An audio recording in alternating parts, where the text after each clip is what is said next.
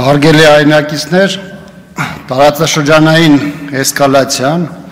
որն այս պահին դեռևս դրսևորվում է Իրան-Իսրայել բազմաշերտ հարվածներով,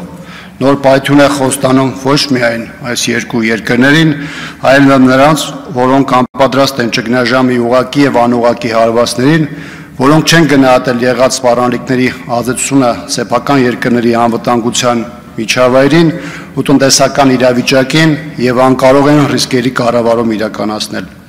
Եթե Հայաստանի կառավարությանը թվում է, որ իրենք կարող են իրավիճակին անհաղորդ եւ անտարբեր մնալով կամ թեմա շրջանցելով խուսափել իրադրային այս ծանր զարգացումների հետևանքներից, չարաչար սխալվում են։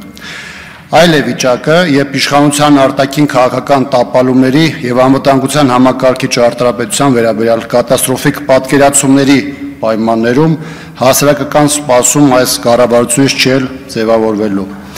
Տարածաշրջանում խորացող ճգնաժամի պայմաններում Հարավային Կովկասում խախտվում է այդպես էլ չկայունացած ռազմաքաղաքական բալանսը,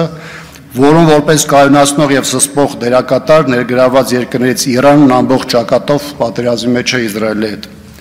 Սա մեր տարածաշրջանում ավտոմատ կերպով մեծացնում է Թուրքիա եւ Ադրբեջանի կշիռը, ինչ որ առումով նաև ազատ արձակում նրանց արյունոտ ձեռքերը, հիմքում ունենալու նաև այն հանգամանքը, որ աշխարհը կենտրոնացած է մերձավոր արևելքի ուղղությամբ եւ իրենց համար կարող է փոքր պատուհան բացվել իրենց ռազմավարական շահերի իրացման համար։ Ադրբեջանի ու Թուրքիայի վարկագիծը տարբեր գործոններով է պայմանավորված եւ այս տեսանկյունից մեծ թվով հարցեր անորոշ են,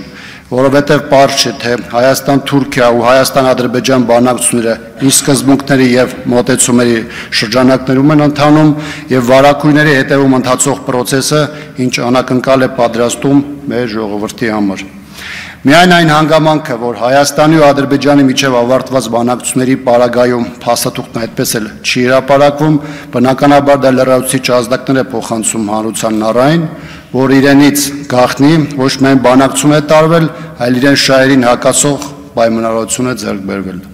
Ինչևէ, ցավոք մեր հասարակությունը վերջին տարիներին բազմաթիվ ականջոյող խոստումներ է լսել, սակայն որպես կանոն միայն ստացել է պատերազմ, տարածքային կորուստներ,